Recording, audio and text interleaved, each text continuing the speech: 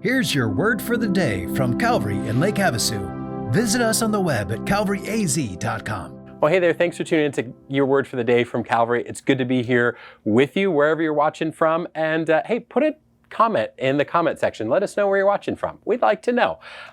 If it's on vacation and it's pretty, include a picture so that we can think about it. It's hot here in Lake Havasu. So bonus points if it's somewhere cool. But hey, we as Christians hear a lot about bold faith. And maybe you've heard that as you've navigated the Christian life of this desire, and maybe even had people pray that you would have bold faith. And sometimes I wonder what we mean by that, because I think sometimes people say bold faith, and what's pictured is just like bold proclamation of faith. You're standing on a street corner preaching the good news of the Bible. You're knowledgeable in apologetics and defending the truths of faith, or you're going on mission to a foreign country as a missionary to tell the lost about Jesus. Those are all great examples of bold faith. But I wonder if we also think about the other things. Bold faith can also look like things that are unseen to other people. Bold obedience when we don't know and don't trust fully what God's instructions are, but we still obey and walk in it. Maybe it's bold commitment to Jesus, saying, I'm going to lean in and go all in following you with our life. Maybe it's even bold generosity, as we're going to see in our passage in Mark chapter 13. And no, we're not going to take up an offering at the end of this. That's not what this is about. But in Mark chapter 13, we see this moment of bold faith expressed through generosity. So let's take a look at what happens. And it's Mark 14. I apologize. In verse 3, it says this. While he, Jesus, was at Bethany in the house of Simon the leper, as he was reclining at a table, a woman came with an alabaster flask of ointment of pure nard, very costly, and she broke the flask and poured it over his head. There were some who said to themselves indignantly, why was this ointment wasted like that? For the ointment could have been sold for more than 300 denarii and given to the poor. And they scolded her. But Jesus said, leave her alone. Why do you trouble her? She has done a beautiful thing to me. For you will always have the poor with you, and whenever you want, you can do good for them. But she will not always have me. She has done what she could. She has anointed my body beforehand for burial. And truly I say to you, wherever the gospel is proclaimed in the whole world, what she has done will be told in memory of her.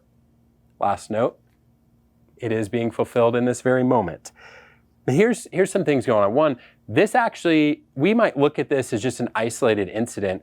But in John chapter 12, John gives us some more detail. As he's the last gospel to be written, he's like, hey, I want to fill in some gaps maybe that you don't see or know from the other gospel accounts. And this is Mary, the sister of Martha and the sister of Lazarus. And he tells us this, and Lazarus is the one that Jesus raised from the dead after being in the tomb for 4 days. He's this miraculous event that likely change the trajectory of this family.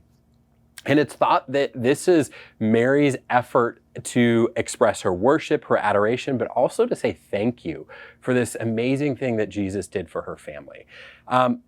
John also tells us that the disciple who was indignant and questioned why this was done, 300 denarii or 300 days' wages, almost a year of work, a year of money and income was wasted on Jesus. Well, we're told that that was Judas Iscariot, who likely was seeing dollar signs missing, that he didn't have an opportunity then to pilfer from their money bag.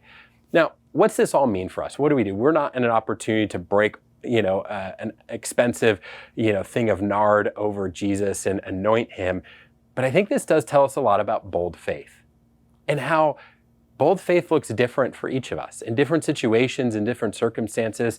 For Mary, this looked like her understanding that Jesus was Lord and expressing her worship, but also expressing in a very extravagant and generous way her gratitude and worship for him.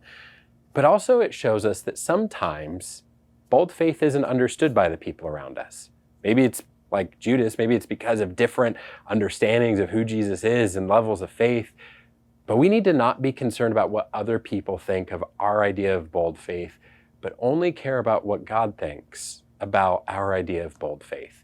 See, Jesus understood very clearly what Mary was doing. He understood the significance and the heart behind it. And so my challenge for you is to really explore, what does it look like for you to take a step of bold faith? Maybe that is proclaiming verbally the good news of Jesus. Maybe that is obeying in an area of tension and where you don't want to surrender. Maybe that is being extravagant and generous. Maybe it's being bold in your worship and your trust for him. But let me encourage you to invite God to speak into your life of what it looks like for you to live in bold faith, and for you to not worry what other people think, but only seek to live for the applause of Jesus' nail-scarred hands as he welcomes and appreciates your bold expressions of faith. Have a good day. We'll see you next time.